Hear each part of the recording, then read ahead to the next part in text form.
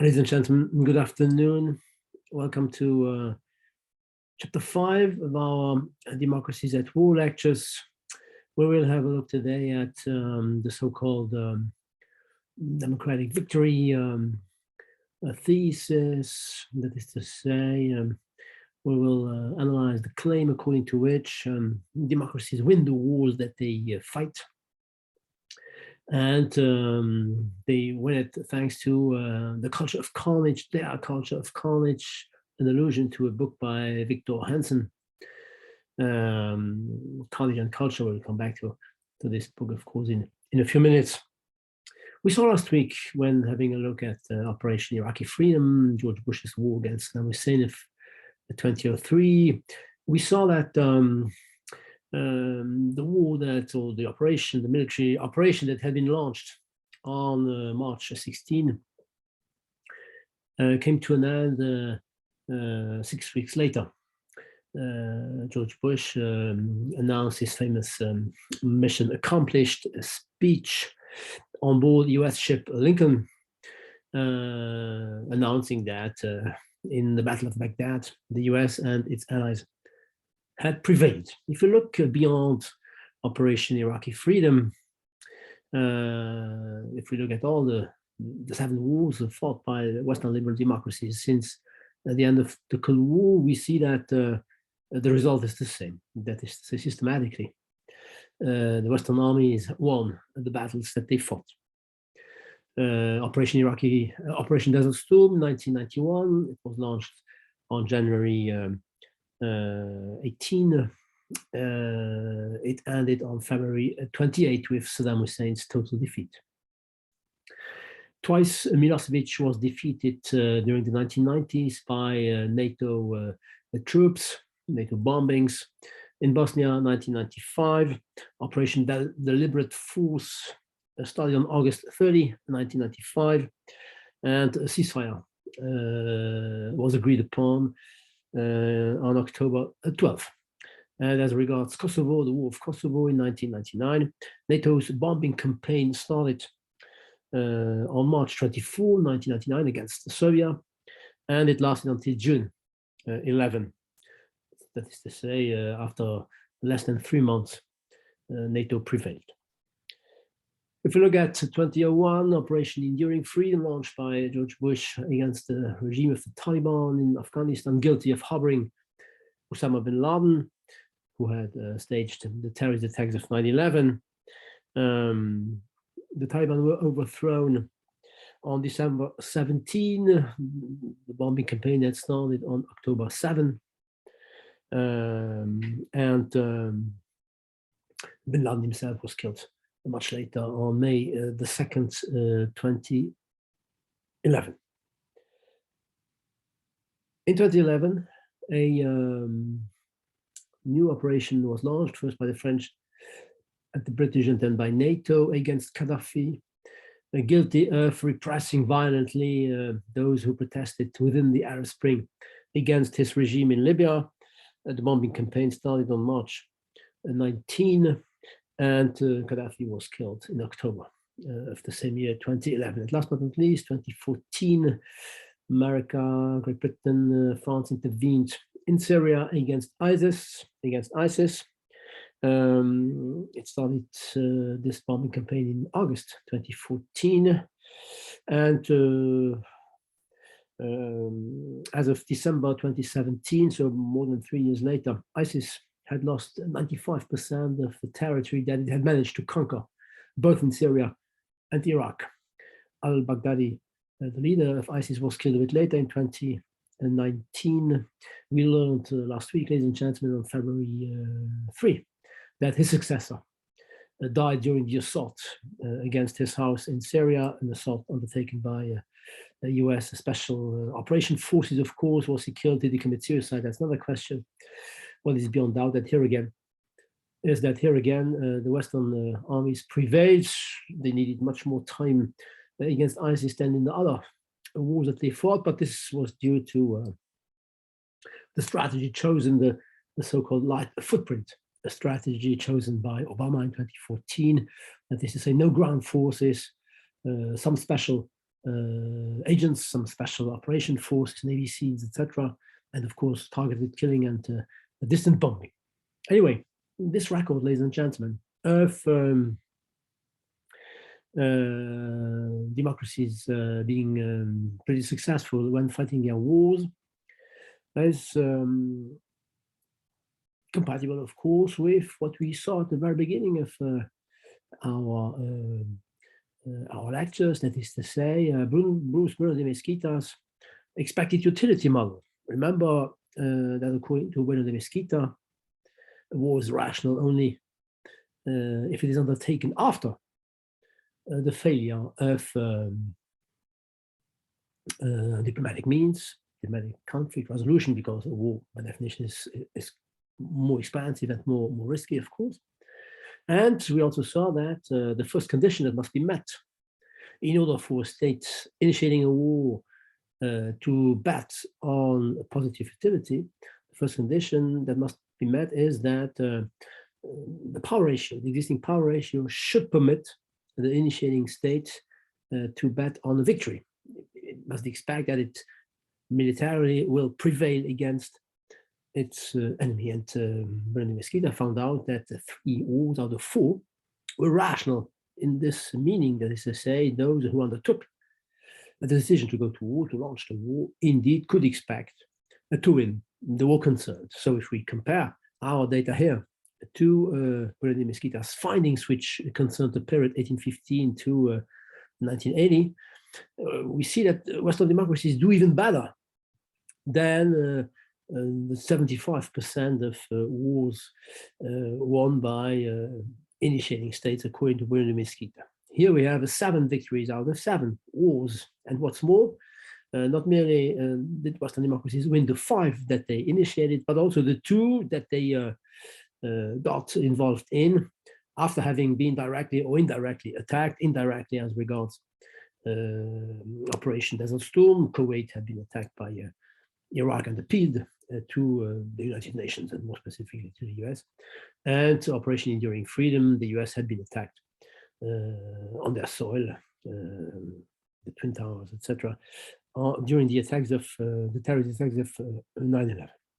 To put it differently, ladies and gentlemen, war is somehow to the West, if I may use this comparison, this metaphor. War is to the West what football used to be to the Germans.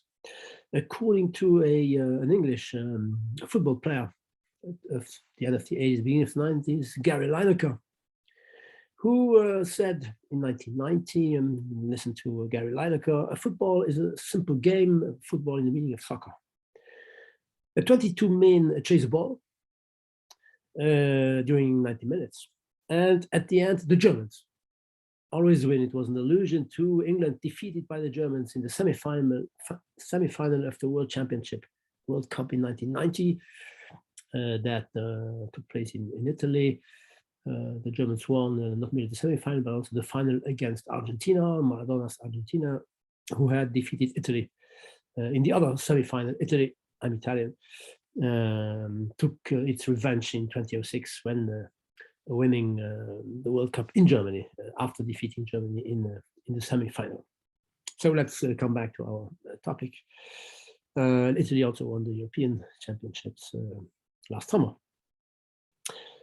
Let's come back to our topic. And the question that we can ask is the following one, ladies and gentlemen: how can we explain that somehow the West always, or pretty often, wins the wars that it fights? So this chapter aims at providing a tentative answer to this question. Since we can posit that if Western liberal democracies go as often to war, it is precisely because they rationally can think, and rightly so, that they win. To say that democracies win the wars that they are fighting is anything but self-evident. It is anything but self-evident.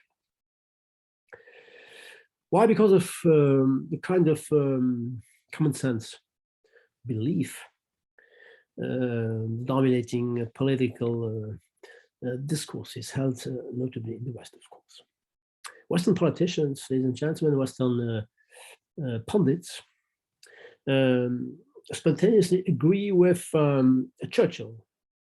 With Churchill's famous statement, when he quoted some unknown predecessor who is supposed to have said that, I quote, "Democracy is the worst form of government except for all the others." That is to say, democracy is the best form of government. There is one exception to this general rule, according to the majority of Western politicians or pundits, experts. And this exception regards the capacity of democracy to fight successful wars, to prevail in the wars that they have to fight against their enemies, which, according to this common sense claim, are better equipped, better prepared to wage successful wars. John F. Kennedy, for instance, in the 1960s, the beginning of the 1960s, said that democracies are definitely disadvantaged when competing, I quote, with a system of government built primarily for war, He was thinking, of course, of the communist regimes during the Cold War. He was thinking of the communist regime during the Cold War, and he was not the only one.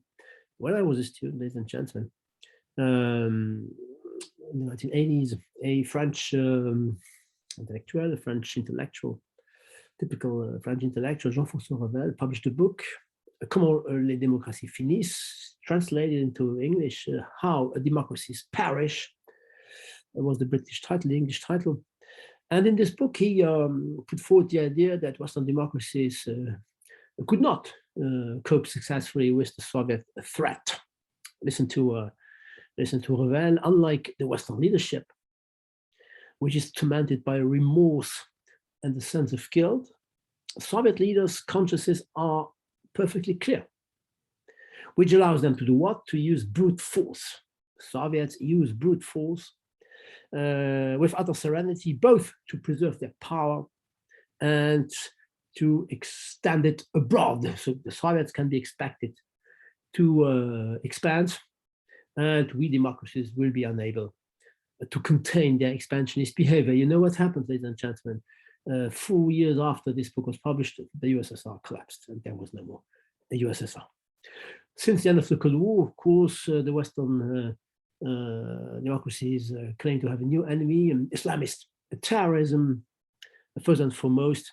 And what do Western liberal democracies do? They adopt specific laws, Patriot Acts in the US, that is to say, emergency, states of emergency or states of exception legislation, which basically reduce civil liberties, which amounts to saying that, according to the politicians concerned, to cope successfully with the Islamist threat, to wage our war on terror, we must reduce civil liberties. As you say, we cannot bet on what characterizes democracy, that is to say, the freedom, because we would be unable to successfully cope with this threat against enemies who, by definition, do not respect freedom. So there is, in the contemporary world, too, a kind of controversy regarding the claim of democracy being efficient or not when fighting wars, when confronted to the risk of war. This debate opposes so-called optimists to pessimists, or so-called triumphalists to defeatists. Triumphalists, of course, claiming that democracies tend to win the wars that they wage, and the defeatists believing that democracies are disadvantaged. And the debate, as usual, ladies and gentlemen, goes back to ancient Greece, philosophy and history. And the most representative of the defeatists or of the pessimists was Thucydides in his history of the Peloponnesian War that opposed democratic city-state of Athens, to which he belonged as a citizen, and the more autocratic the more aristocratic, city-state of Sparta. Thucydides himself had been appointed, and actually should I say elected, general in the Athenian army.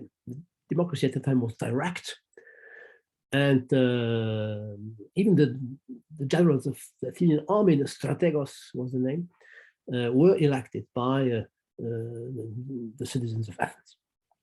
And he lost actually the battles that he fought, so he was banned. And it is during his exile that he started writing his history of the Peloponnesian War. So he starts analyzing the first years when Athens prevailed.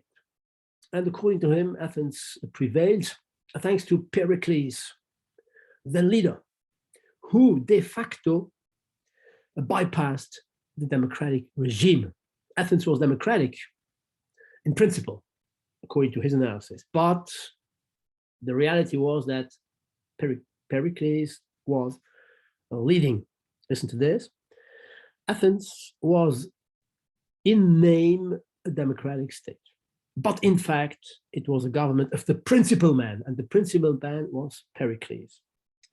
And as long as this was the case before Pericles died, Athens prevailed in different battles that it fought against its adversaries of the Peloponnesian League, headed by Sparta. And then things changed after his death, notably with the decision of Alcibiades, who decided that Athens should launch its expedition against Sicily, which at that time was part of the Greek world. And he ascribes this mistaken decision, which according to him is at the origin of Athens' final defeat against Sparta. He ascribes this decision to the more democratic nature of Athens' government under Alcibiades. Listen to this. Those who came after Pericles, being more equal amongst one another, no leader, applied themselves to the people. They tried to please the people rather than to do what they should do as rational statesmen. Apply themselves to the people and let go the care of the Commonwealth. If we should use contemporary terms, they were no longer guided by the national interest, but by somehow private interest of some of the citizens in order for themselves to remain the leaders of Athens. From whence, amongst many other errors, proceeded the decision to go to Sicily, which was not mistaken as such, but which was mistaken, listen to this, because of the want of knowledge of what was necessary to win the war.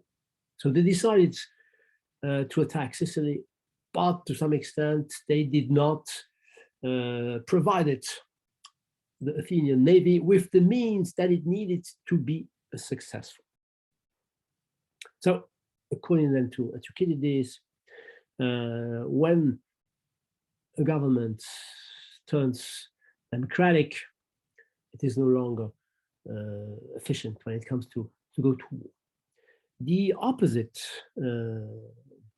opinion, ladies and gentlemen, was put forward by two other Greek thinkers. The first one, Herodotus, first somehow modern geographer. According to whom, the opposite is true. Listen to Herodotus. As long as the Athenians were ruled by tyrants, they were no better warriors than their neighbors. That is to say, the Persian barbarians, for instance. But once they got rid of tyranny, they became best of all. So democratic warriors are superior warriors. In the past, like one quoting, they battled less than their best because they were working for a master. They were enslaved by an autocratic leader. As a free man, however, each individual person wanted to achieve something for himself. That is to say, democratic soldiers fight to some extent to remain free, to maintain a democratic regime of the political unit to which they belong as citizens. And the same idea was put forward by Hippocrates. Women are not their own masters and are ruled by despots, by tyrants, by autocratic leaders. They are not really militarily capable. They only appear to be warlike. They appear to be warlike, but they are not efficient when they fight. Why? Because men who are enslaved refuse to run risks. Because in doing so, they increase the power of somebody else.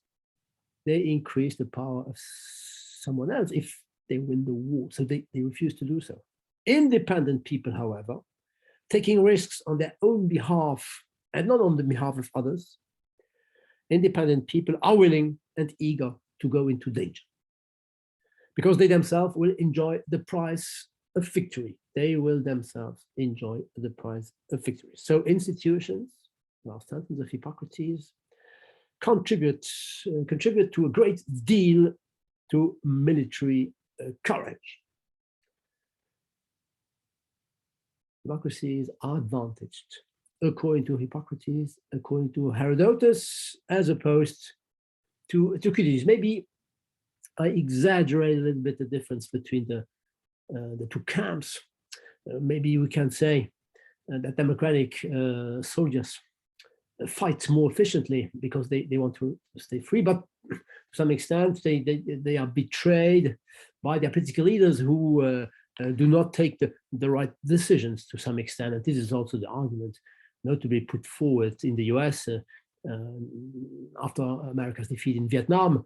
The war was not lost by the American GIs in Vietnam. It was lost by the American decision makers, constrained by an American public opinion more and more hostile to the war. That is to say, it is the domestic front which is at the origin of America's defeat, much more than the military front itself in Vietnam. If the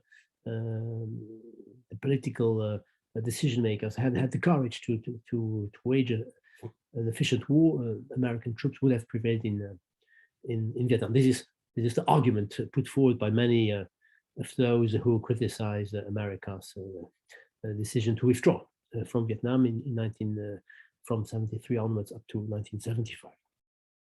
Anyway, more than 2,000 years after this debate took place in ancient Greece, the French Alexis de Tocqueville, in his Democracy in America, also started participating in the debate. And Tocqueville is almost systematically considered by contemporary students of war studies and of international agencies, systematically considered as the ultimate pessimist, the ultimate defeatist. And indeed, I quote,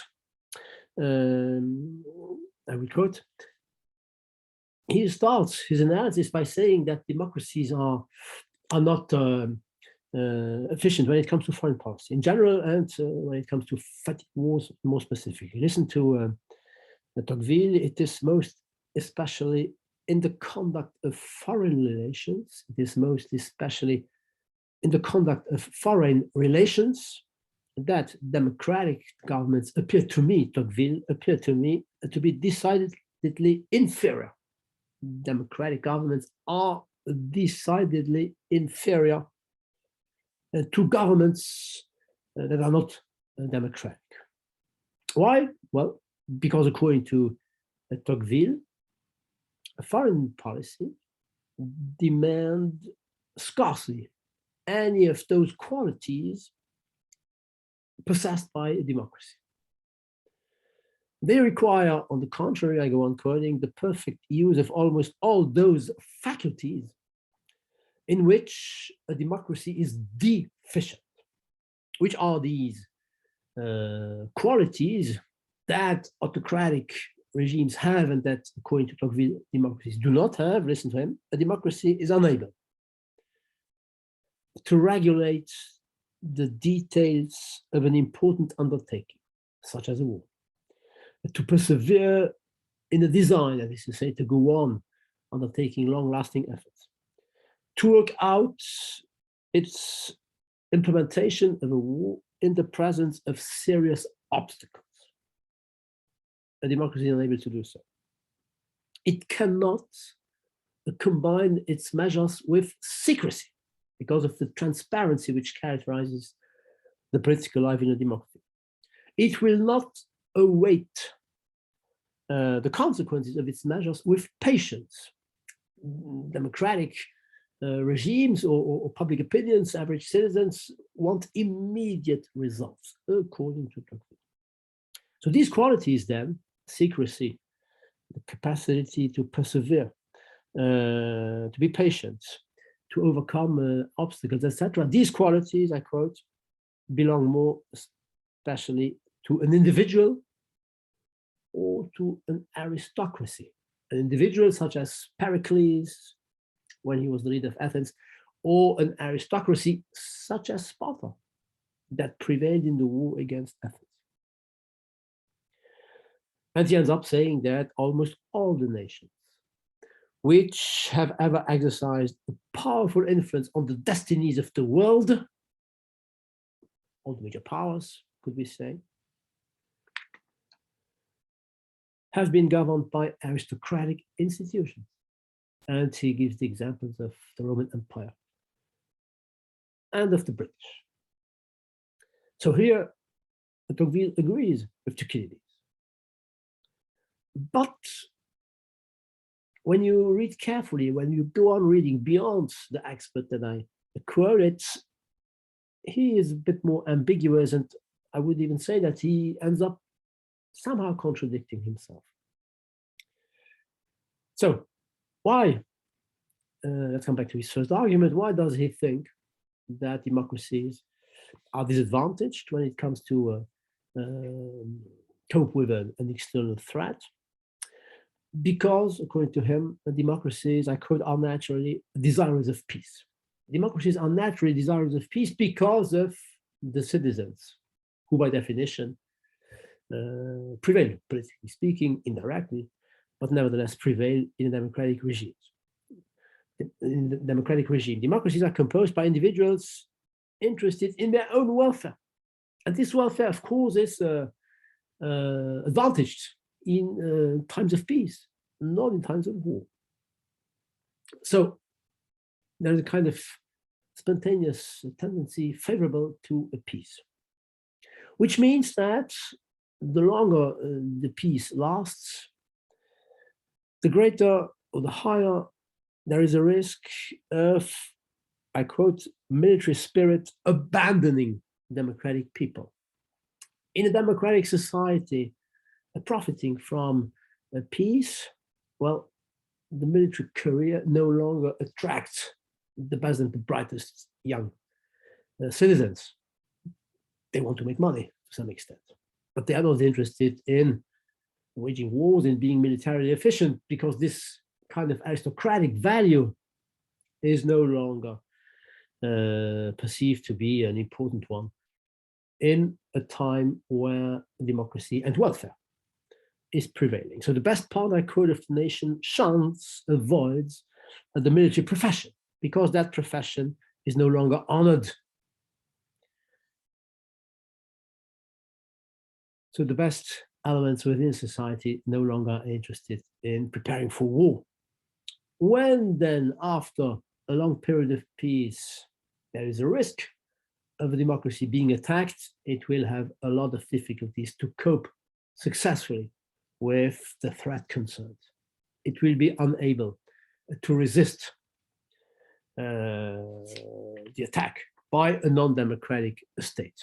However, and here then is the contradiction or the evolution of Tocqueville's analysis, the longer a war lasts, the more it will be probable for democracies to end up prevailing in the long run, thanks precisely to its capacity to adapt and to look for those means that will permit it to prevail. listen to this, the self-same democratic nations, which are so reluctant to engage in hostilities because they prefer peace, sometimes perform achievements once they have started to fight. They say once they decide to resist, they will end up achieve what they are looking for, that is the military victory. A long war produces upon a democratic army the same effects that a revolution produces upon a people.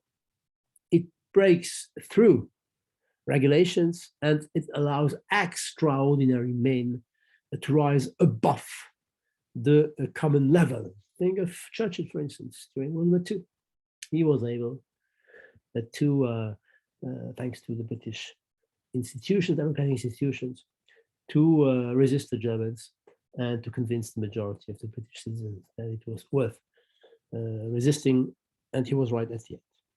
So, to come to the end of Tocqueville's analysis, listen to this: if peace is hurtful to democratic armies, war guarantees them advantages which, on the long run, which no other armies ever possess. These advantages, the capacity to adapt, the capacity to choose the best officers likely to wage the battles. These advantages, however little felt at first when the war starts, when there is a disadvantage at least, indeed, these advantages, however little felt at first, cannot fail in the end to give the democracies the victory. So democracies will end up winning. And therefore, to some extent, those who claim that Tocqueville is the perfect pessimist or the perfect defeatist somehow are wrong, because they do not read all the excerpts in Tocqueville's De la démocratie en Amérique, all the excerpts that deal with this topic. Anyway, if we should sum up the pre-academic analysis of the capacity of a democracy to win or not the wars that it fights, there is a kind of contradiction. There is no consensus. And the same is true for contemporary scholars in the discipline of international relations. The first scholar who started criticizing the then, during the Cold War, prevailing common sense belief summed up by Kennedy. I gave you Kennedy's quote some minutes ago. The first scholar was Cantwell, in a pretty unknown book that he published in 1977, Foreign Policy and Democratic Politics. And he rejects the idea that democracies are disadvantaged, which was the then prevailing common sense statement. And according to him, this was due to 3 or 4 arguments. First of all, he said, well, authoritarian leaders are not advantaged. Why? Because they pretty often they tend to blind themselves. They tend to believe that they will easily win, and actually they will end up losing. So since they are not far-sighted enough, they blind themselves and they end up being defeated. Second argument, authoritarian governments, just as democratic governments, have to take into account the interest of different parts of their civil society. These civil society are not civil in the strong meaning in dictatorships, but they are nevertheless pressure groups, exerting their pressure upon the dictator, who therefore is not always free to do what he would like to. Both dictators and democratic leaders, according to Walls, before launching the war, first have to think about what may happen to their own political fate. And they all also have to undertake a rational cost advantage calculation, allusion to Bueno de Mesquita's expected utility model. He then comes to the logical conclusion, in a world where military technology places a premium upon speed, this was the then prevailing conception, And in a world where authoritarian states seem to have advantages, well, it is actually true that coherent policies in the domain of war and peace, executed with a nice combination of caution and strength, is difficult to achieve in any political system. But no more so for democratic states than for others. So it is difficult to wage successful wars, but this difficulty has no link with the democratic or the non-democratic nature of the regime of the state concerned. Cantwell, of course, is coherent. We saw him in chapter 2. Cantwell established absolutely no correlation and all the less, so no causality between a state's regime and a state's foreign policy behavior in general, and in this case here, the capacity of a state to win or not the wars that it decides to fight. So, since, however, he somehow rejected the then common sense opinion according to which democracies were disadvantaged, he somehow introduced the idea that maybe democracies not merely were not disadvantaged, but to some extent were advantaged. That is to say, democracies may be considered to be likely to win the wars that they fought. That is to say, he paved the way for the triumphalists to put forward their argument. The first triumphalist, not necessarily chronologically speaking, but the one who had the most important impact upon policymakers, was the American historian Victor Davis Hanson. With his book Carnage and Culture, military historian, not international relations scholar, with his book Carnage and Culture, published at the eve of America's Operation Iraqi Freedom in 2003. According to Victor Davis Hanson, the rise of the West and the preeminence of the West, which goes on nowadays, is closely associated to the capacity of the Western units, the Western powers, throughout the millennia, to win decisive battles that are as many turning points in different wars. And according to Victor Hanson,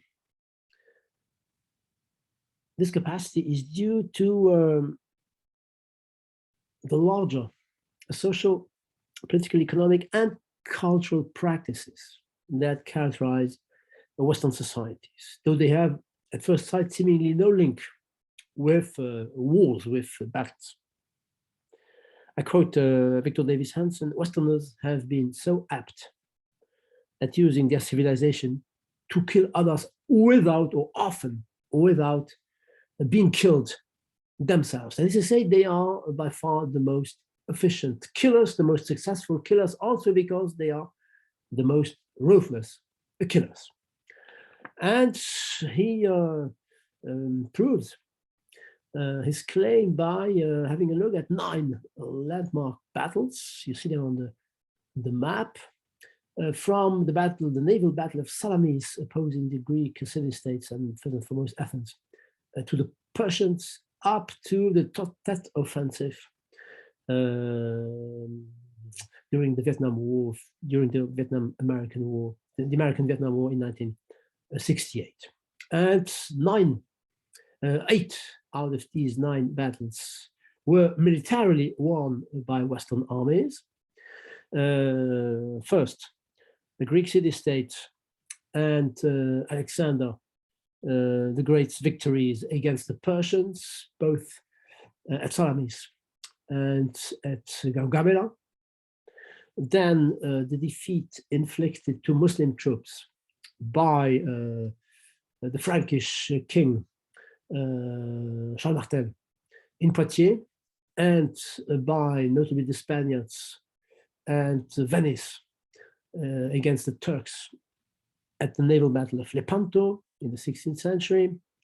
He emphasizes the capacity of small Western expeditionary forces, such as the Spaniards against the Aztec Empire and the British in South Africa, Rorke's Drift, to defeat their enemies. And last but not least, the two American examples he gives: the Battle of Midway against the Japanese during World War II, and the Tet Offensive by the Vietnamese guerrilla. And that was militarily won by the Americans, though the war was lost, politically speaking, some years later by the Americans. The examples that are given by Hanson, of course, are not democratic units strictly defined. He talks of the West, not of democracies, but nevertheless, he establishes a link between the two. For instance, he says that Wall Street, America's democratic economic or financial establishment, is closer to the Greek democracy than the Persian palace or the Sultan's palace or the Pharaoh's palace, of course. And he does, to some extent, comes to the same conclusion as Hippocrates and Herodotus. If the Western armies win the wars that they are fighting, it is because they fight for freedom. They fight with, I quote, and for a sense of freedom. They fight more efficiently because they fight for freedom. And he gives some very significant statistical data to prove what he calls the ruthless efficiency of Western armies when they fight. They kill without any mercy a huge number of their enemies without themselves suffering important losses. Here are some of these examples. When Alexander the Great conquered his empire against the Persians, for one Macedonian who was killed, 500 Persians died. The conquest of the Aztec Empire by Cortes, the Spanish conquistador. The Spanish expeditionary force was composed by roughly 1,600 troops. 1,000 of them died during the battle and during the year that followed, to be compared to the 1 million of indigenous peoples who died. The British Redcoats fighting in South Africa to conquer what was to become South Africa before the British lost it against the Dutch or the Afrikaner. For each British Redcoat who was killed, 30 Zulu warriors were killed. The Battle of Hue during the Vietnam War, 147 US troops were killed, to be compared to more than 5,000 Vietnamese guerrilla killed. The Tet Offensive. During the Tet Offensive, the Vietnamese lost more troops than the Americans throughout the whole Vietnam War. And if we take into account more contemporary wars, the post-Cold War wars that Western armies have been fighting, I found different statistics, notably on Wikipedia, regarding Desert Storm. Desert Storm 1991, 292 American soldiers were killed in action, not merely American soldiers, but soldiers of the coalition. 292, only the 50% of them roughly were strictly speaking killed by enemies. The other ones were victims of technical accidents, etc. Anyway, 292 to be compared to some 20,000 to 50,000 Iraqi troops killed. So you see the ratio. And Operation Enduring Freedom, strictly defined, that is to say, from the beginning of October up to the end of December 2001, 12 US soldiers were killed, to be compared to more than 15,000 Taliban soldiers either killed or made prisoners. The Brown University in the US, the Watson Institute of the Brown University, publishes on its website the death toll of America's war on terror waged in Afghanistan, Pakistan, Iraq, in Syria, and in Yemen. And you see that here again, there is a huge gap between the number of American troops, be they professional soldiers or contractors, corporate warriors, on the one hand, and enemies are killed. So yes, indeed, Western soldiers or Western warriors of whatever kind are pretty successful killers, if I may use this expression. Hanson's thesis is shared in the discipline of international relations. Hanson, he published his book at the eve of Operation Iraqi Freedom, was favorable to this war. He belonged somehow, at least indirectly, to the larger network of neoconservative Americans. I read the book with a different looking glass, with a different lens, in a different perspective. And that is to say, I made a focus on the empirical statement. Westerners are efficient when they fight wars, which does not mean that I'm happy with that. Of course not. It's just a statement. They are efficient when they fight wars, like it or not. He likes it. I am more neutral, I think, and my aim is to just put forward the idea that democracies are successful, which also means, to some extent, that all the discourse is according to which we are threatened regularly by different kind of enemies somehow is not really credible. If democracies win all the wars that they are fighting, they should stop claiming that they are disadvantaged when it comes to fighting against non-democratic units, or when it comes to coping with non-democratic threats. Anyway, Hanson's claim is shared in the discipline of international relations by other triumphalists. And the first one was David Leake, who published an article called Powerful Pacifists. Powerful Pacifists, subtitle is Democratic States at War. And you see the title Powerful Pacifists, that is to say, he combines the democratic peace theory, pacifists, with the democratic victory thesis, powerful. Democracies not merely are peaceful when dealing with one another, and this is what we saw in our chapter 3, the democratic peace theory, but they are also powerful, that is to say, they win the wars that they fight against non-democracies by definition. And he undertook in this article quantitative research on the basis, as usual, of the Corridors of War project, analyzing the different wars from 1815 to the end of the Cold War. The article was published at the end of the 1990s. He does not take into account the wars fought after the end of the Cold War. Anyway, he analyzed 31 international wars where Western democracies were involved. And the conclusion, which you can see here on the slide, is the following one. Out of these 31 wars, 3 ended with a draw. No winner, no loser. The Korean War, US versus North Korea. The Israeli-Arab attrition war of separating the war, the 6 Days War, from the October or Yom Kippur War of 1973, and Israel's Operation Peace for Galilee, when Israel invaded South Lebanon to get rid of the PLO in 1982. So 3 wars without any winner, and therefore without any loser. 5 times democracies were defeated, 5 times.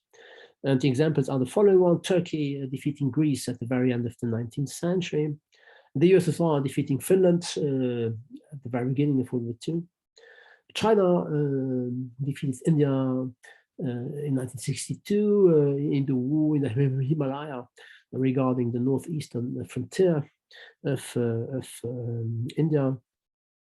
Pakistan also defeated India in 1965, but India took its revenge in 1971 when Bangladesh became independent. And of course, the US was defeated by North Vietnam in 73, 75. So 5 out of 31 wars were lost. by Western liberal democracies, 3, and it will withdraw, which means that 23 out of 31 were won by Western democracies. And the most important one regarding the 20th century are World War I and World War II, the different wars of Israel against its Arab neighbors, 48, 56, according to Leake, 67, 73, India defeating Pakistan in 71, the UK, of course, defeating Argentina in 82. So, according to Leake, during the period concerned, 1815 to 1990, the end of the Cold War, Western liberal democracies, or Western democracies in general, won 73% of the wars that they fought, so roughly 3 wars out of 4.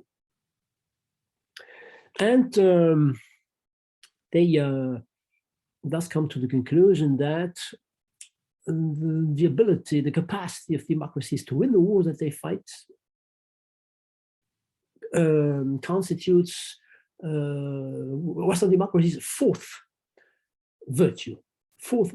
Listen to them. Democratic nations enjoy the good life of peace, of prosperity, and of freedom. These are the 3 traditional virtues, qualities of democracies. There's a 4th one. They also can defend themselves successfully against outside threats from tyrants and despots, from autocratic leaders, to put it differently. They say democracies can defend themselves, but the examples that they give prove that, of course, democracies also win the wars that they launch. When they initiate a war, and not merely when they defend themselves, they are likely to win at least 3 times out of 4. The same result was found in another quantitative research, the one put forward by 2 American scholars, Dan Wright and Alan Stam, in a book published in 2002, Democracies at War. They come to very similar quantitative results. You have here the percentage of wars won by democracies, both when they initiate them, and 93% of the wars, and when they have to defend themselves, 63%, and the percentage concerns are significantly superior to what non-democratic states are able to achieve when they are fighting wars. And Ryder and Stam have, to some extent, an added value when compared to David Leake. They try to explain why. Not merely do they claim, yes, Western liberal democracies are efficient when they go to war, they win the wars that they are fighting, but they are interested in explaining why this is the case. What is the cause of democracy's military efficiency? And they start with, of course, looking for those characteristics. They start looking for those features that distinguish liberal democracies from autocratic non-democracies. And they consider that there are 4 major differences in the domain of war and peace, of course. First of all, they emphasize the fact that Western democracies are characterized by their political structures. We could say their political regime. And this is what they call the skeleton of democracy. The skeleton of democracy. Basically, it goes back to Kant's perpetual peace sketch that we saw in another chapter. A democracy is characterized by the fact that citizens, directly or indirectly, control their government. Citizens directly or indirectly control the democratic governments. Instead, in a democracy, leaders are, at some level, accountable to the people. And this accountability can be of 3 types: retrospective voting, prospective voting, and contemporaneous consent. at the time of a policy's implementation, at the time of a policy's enactment. That is to say, when democratic leaders consider war as an option, they must think of the consent that they need when they will decide to go to war, but they also have to think of what the potential vote of citizens will be after the war. That is to say, when the next election is scheduled. And according to Wright and Stam, this ends up rendering democratic leaders cautious because they cannot afford to go to war except if they are more or less sure that they will win. Since in the case of a defeat, they will be punished or sanctioned, electorally speaking, by the citizens. They are likely not to be re-elected, or the one that they are thinking of as their successor will not be re-elected, etc., etc. So this first argument consists in saying that democracies are likely to win the wars, well, because they cannot afford to lose them, or their leaders cannot afford to lose them. So they only will decide to go to war when they are sure to win.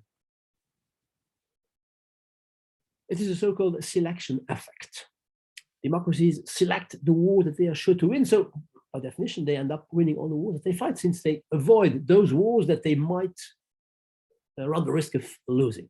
First, characteristic of democracies that distinguishes them from non-democracies. Second, a characteristic, democracies are characterized by their political culture.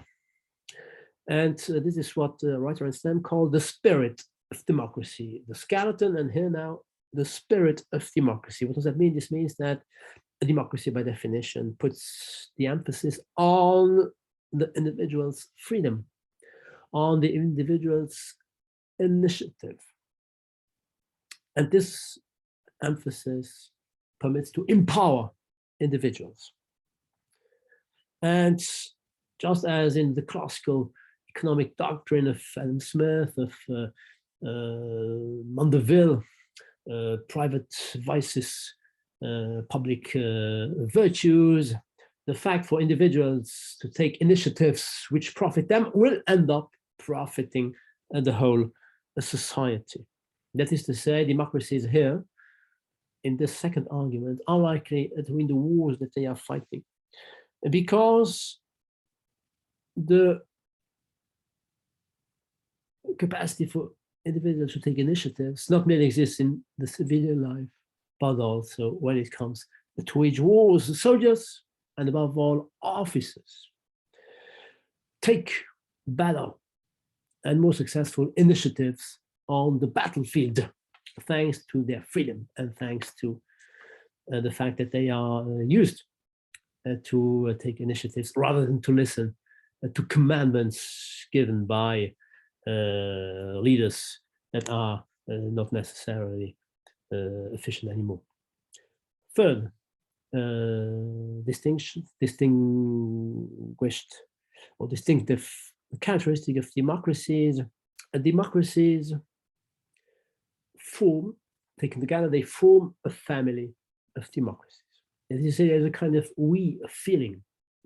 They share the same identity, and therefore there is a we feeling among democracies, which means that they are systematically joining the same alliance and the same coalition, which is not the case of non-democratic states of whatever nature. And this is true to some extent when we look at the Cold War. The communist states were not systematically allied with one another. China and the USSR in 1969 had a political and even the military quarrel in the Far East. If you look at Arab or Islamist states, Arab states, Iraq and Syria throughout the Cold War, though being ruled by members of the same Ba'ath party, were rivals. Nowadays, Saudi Arabia and Iran, Shia Iran, Sunni Saudi Arabia, are anything but allied, they are rivals.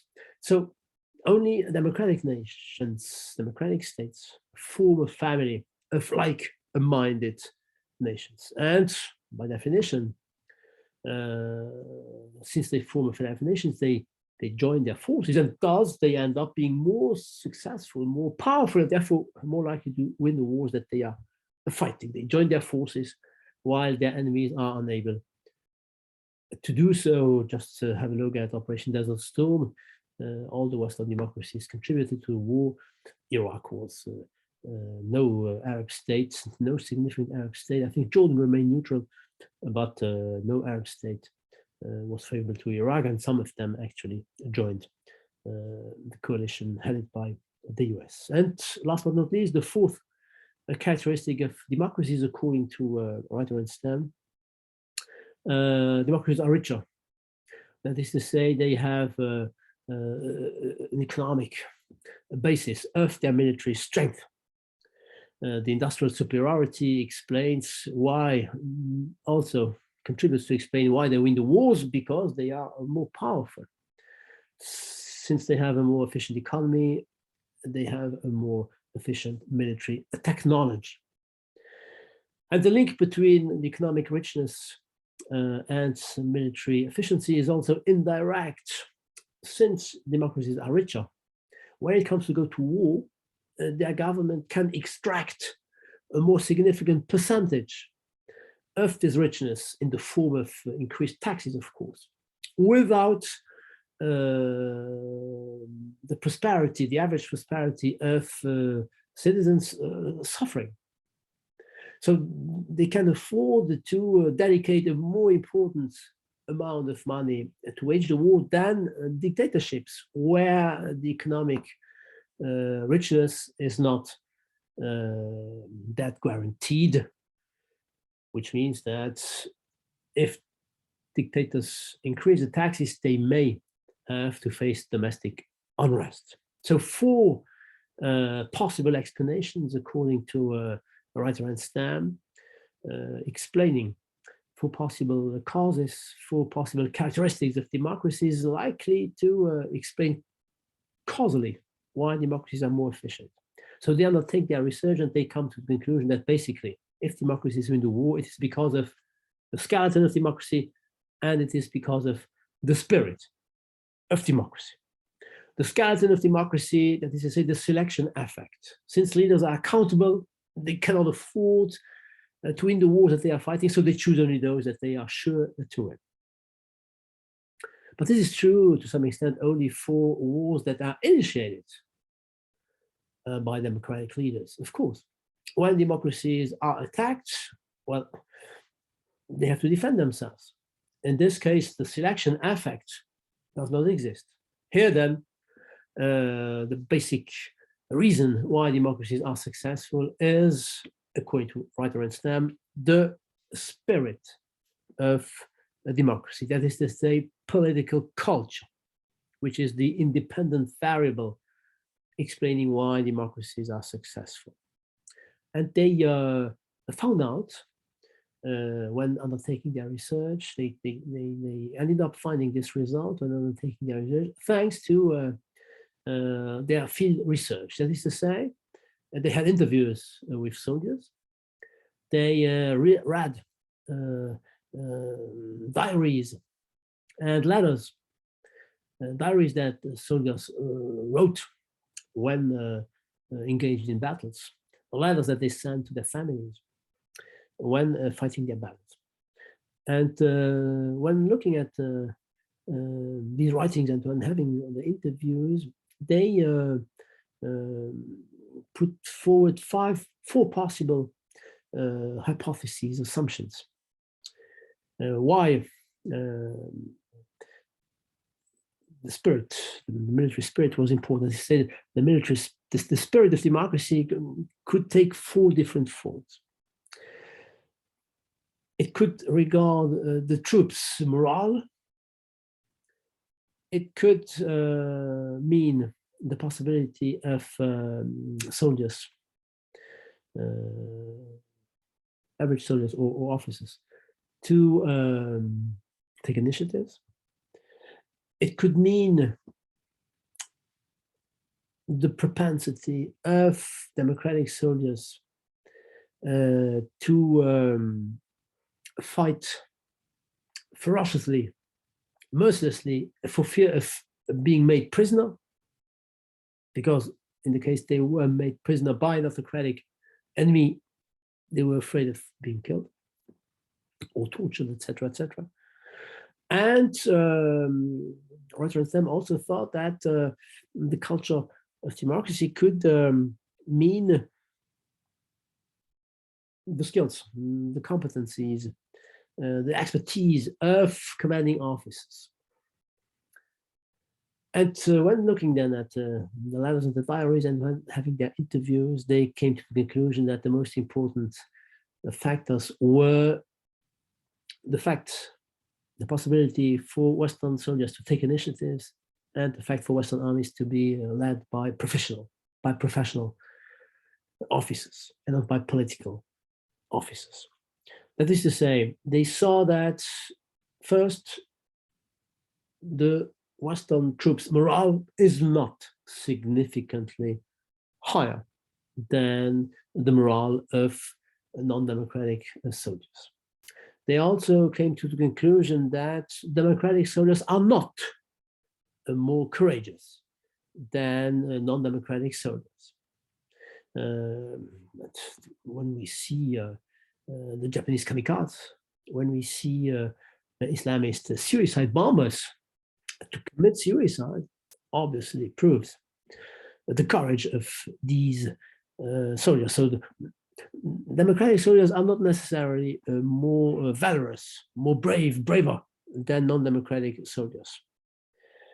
However, and here then is Wright and Stam's explanation, democratic armies commanders are chosen on the basis of their on the basis of their military skill, and not because they are politically loyal. What characterizes typically dictatorships is that the military leaders are chosen for their political loyalty. Remember what Stalin did in the 1930s. He ruthlessly killed all the major officers of the Red Army, Marshal Tukhachevsky notably.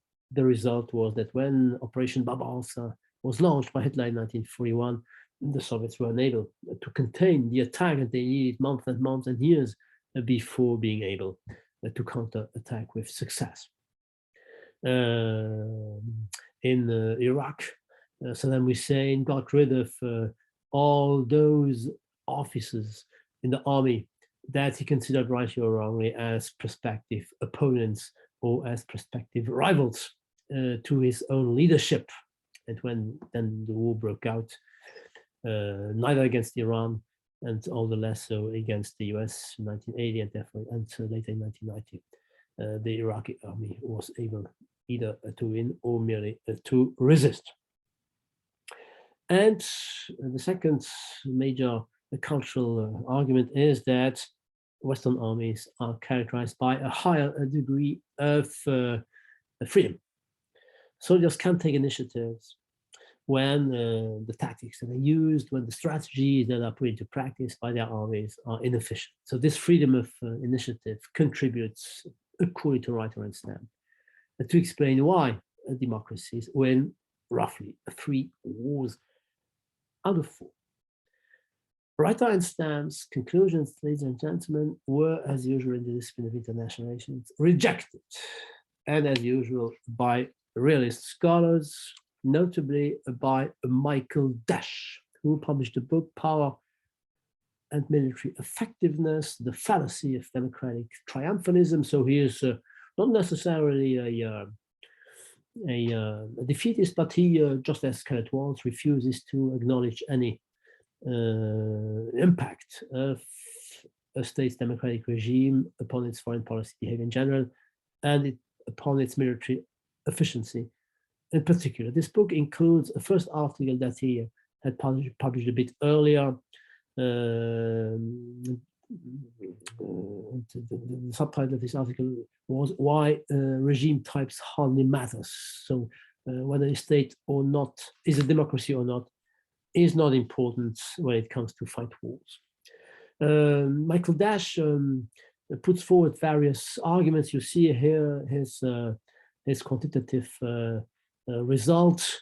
Wars are likely to be won as often by states that are ranked as democracies, or that are ranked as non-democracies or non-free states.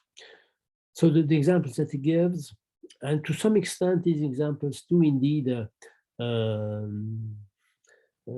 unveil the methodological limits of Wright and Stam's, or even of Lake's quantitative research. If you take World War I and World War II, of course they were won by democracies, but notably World War II was also won by the Soviets.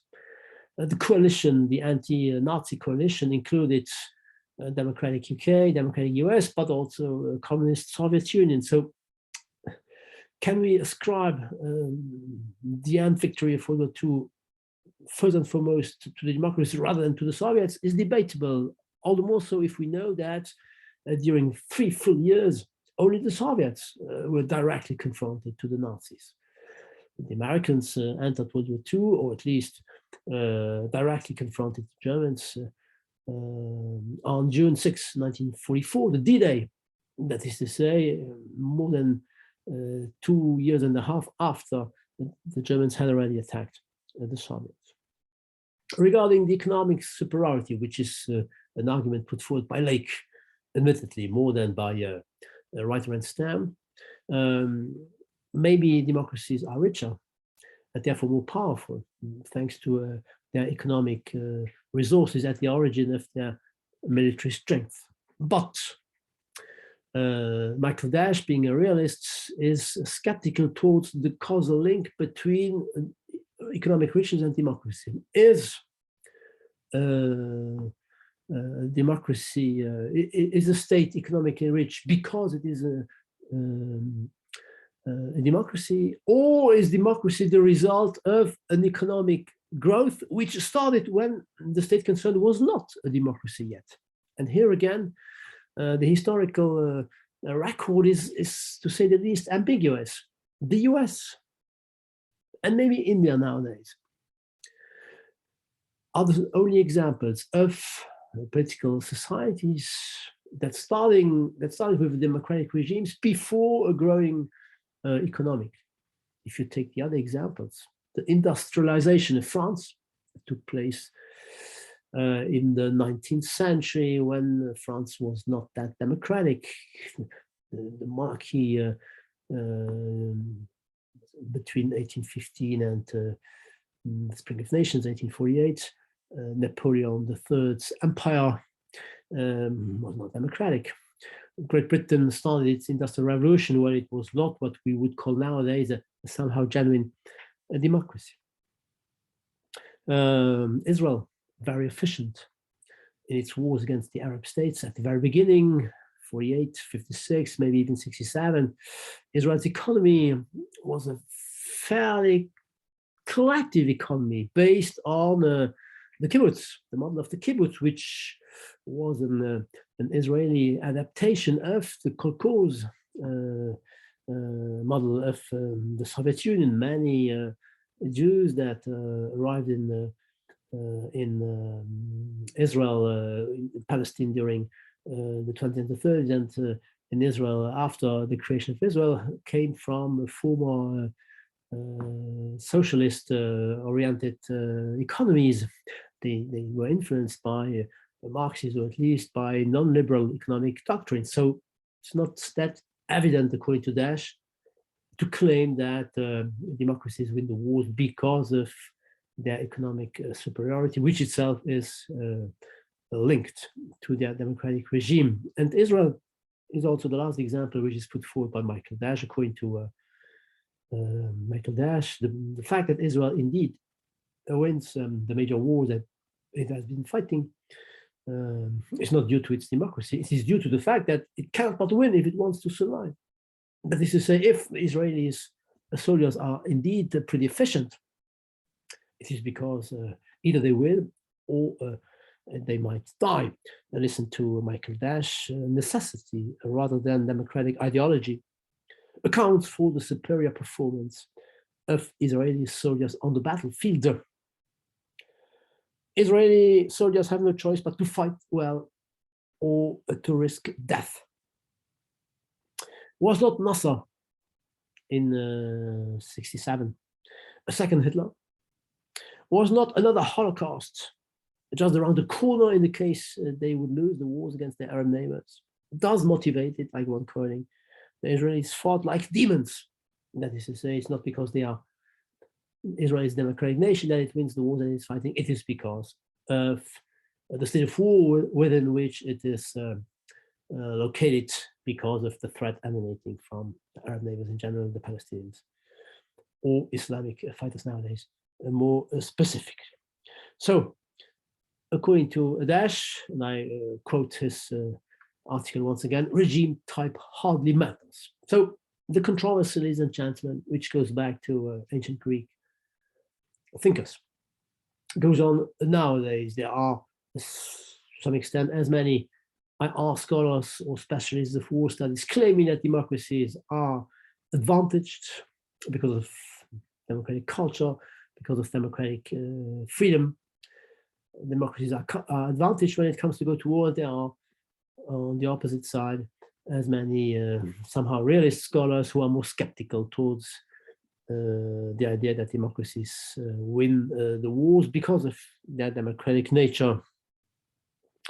My own conclusion, to some extent, if it should be important, that's another question. I would say that if there is no causality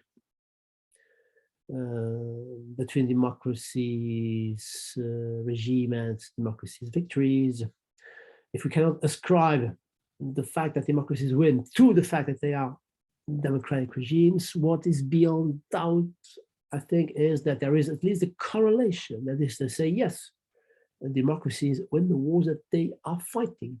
Is it due to their democratic nature, or is it due to other variables? Is a question to which I admit I have no definitive response. But what is empirically beyond doubt is that democracies do win the vast majority of wars that they have been fighting.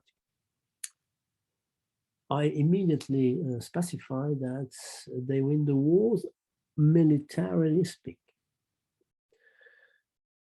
If we go back to the wars that we are interested in, fought during since the end of the Cold War, if we look at the political result of the war,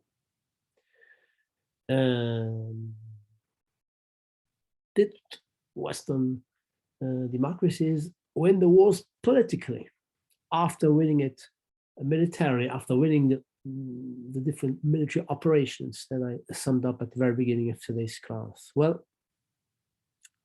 here the record is much more ambiguous.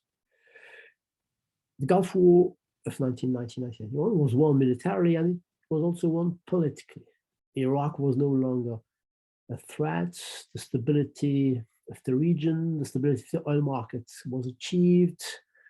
Iraq did not try to acquire weapons of mass destruction, etc. So the political victory, I think, makes no doubt. The same is true, I would say, both for Bosnia and for Kosovo. They became independent. Bosnia recognized as such, Kosovo recognized at least by Western states.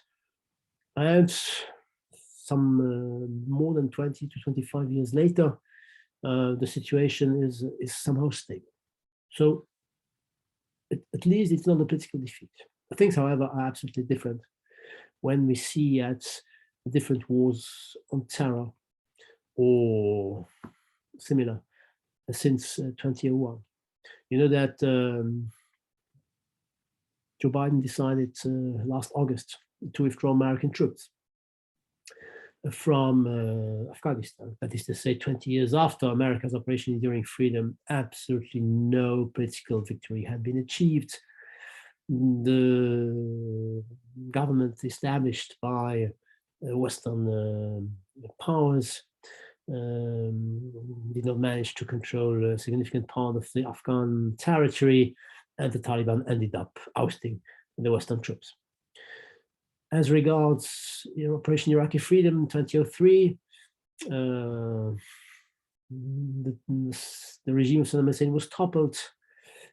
Saddam Hussein was hanged, sentenced to death and hanged in 2006. The kind of civil war started, opposing the new regime of the Shias to the minority of the Sunnis. And when American troops, or the vast majority of American troops, withdrew, ISIS emerged, both in Syria and a bit later both in Iraq and a bit later in Syria. As regards Libya in 2011, Gaddafi was killed, but ever since then, a never-ending civil war characterizes Libya for more than 10 years now. And what's more, here again, Islamist terrorism prospered and now concerns the whole Sahel region. So it is anything but a political victory. So, politically speaking, the Western powers were not efficient. The aim here in this lecture was to focus on their military efficiency. This military efficiency, ladies and gentlemen, maybe is due to the capacity of Western states to adapt to evolving military contexts. That is to say, if democracies win the wars that they are fighting, beyond the different reasons put forward by Leake and Wright and Stam or Hanson, what is beyond doubt is that they are able to adapt their armies, and they are able to adapt their warfare. If democracies have one asset, one quality, it is their capacity to provide themselves with the means that permit them to prevail in the wars that they are fighting. And very concretely, they transformed their conscript armies into professional armies, supplemented by corporate warriors. And they more and more relied upon distant bombing, upon targeted killings, notably thanks to drone warfare, to which they resorted. We will see these points, ladies and gentlemen, in our next chapters, chapter 6 and chapter 7 of our Democracies at War lectures. Thank you very much for attending today's class. I wish you a great day and hope to see you again next week. Goodbye.